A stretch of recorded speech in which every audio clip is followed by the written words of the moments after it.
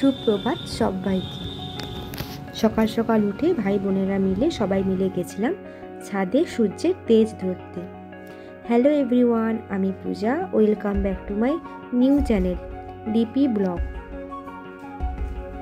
সূর্যের তেজ ধরাটা ওটা একটা নিয়ম, মানে এই নিয়মটা আশা করছি সবার আছে।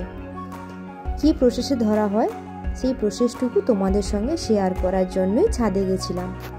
দেখো ওরা সবাই মিলে সূর্যের তেজ ধরছে, মানে আমার ভাইরা, সেটা তোমাদের সঙ্গে একটু একটু করে শেয়ার করছি।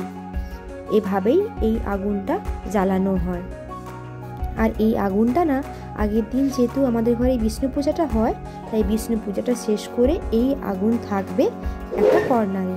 সেই আগুনটা যাবে যজ্ঞের বেদিতে। বিষ্ণু পুজোর জন্য সমস্ত জোগাড় কমপ্লিট, মানে এখানে মা পিসিরা মিলে সমস্ত জোগাড় করেছেন। আমার উপর দায়িত্ব ছিল ঠাকুরের বাসন ধোয়ার, আমি সেই কাজটুকুই করছিলাম। আর দেখো এখানে ঠাকুরের সমস্ত রকম ভোগ তৈরি করা হচ্ছে। আমি কিন্তু সকাল সকাল উঠে স্নান করে রেডি হয়ে তবেই ঠাকুরের বাসনপত্র হাত দিয়েছি।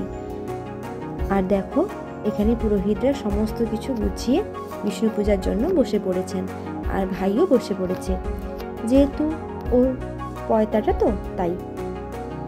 আর সংকল্প হিসেবে ওর বাবা আর আমার ছোট কাকুই ছিলেন। এবারে বিকেলে ওকে গায়ে হলুদের জন্য আমরা নিয়ে গেছিলাম। ছোট্ট করে একটা গায়ে হলুদের অনুষ্ঠানও করেছিলাম। সবাই মিলে ওকে গায়ে হলুদ মাখাচ্ছিল। আর আমাদের নিয়ম আছে, গায়ে হলুদের দিন পাড়া প্রতিবেশীরা সবাই এসে মিষ্টি মুখ করবে, আলতা সিঁদুর পরবে। মানে এটা বিয়ে বাড়ির যেরকম নিয়ম হয় এক্ষেত্রে তাই।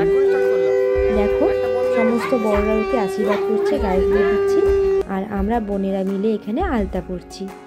আর জানো তো এই যে আচারটা খুবই খুবই মজাদার। আর সন্ধেবেলায় যেখানে যজ্ঞের বেদিটা ছিল, মানে যেখানে উপনয়নটা হবে, সেই সুন্দর করে কাকু আর আমার ভাই সাজিয়েছিল। বাকি লাস্ট যেটুকু ফিনিশিং ছিল সেটা আমি আর আমার কাকুর মেয়ে মিলে বসে করেছিলাম।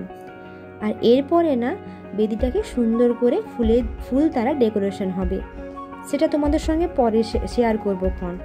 একটা জিনিস তোমাদের সঙ্গে শেয়ার করার চেষ্টা করছি, আশা করছি সবটাই তোমাদের ভালো লাগবে। এরপরে কেমন কি হবে সমস্ত রীতিনীতি মেনে আমাদের সব কাজটাই সম্পূর্ণ হয়। নিয়মের প্রথম পর্বে যেটা হয় সেটা হচ্ছে বেদিতে পিঠুলি দেওয়া, সেটা কমপ্লিট। এবার চলো দেখাই হাঁড়ির পিঠুলি দেওয়া।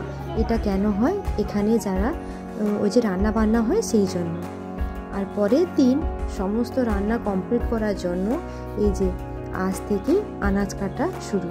সমস্ত ডেকোরেশনটা খুব সুন্দরভাবেই হয়েছে। বাদ বাকি পরের দিনের কি হলো সেটা জানতে হলে অবশ্যই আমার চ্যানেলটা সাবস্ক্রাইব করতে হবে।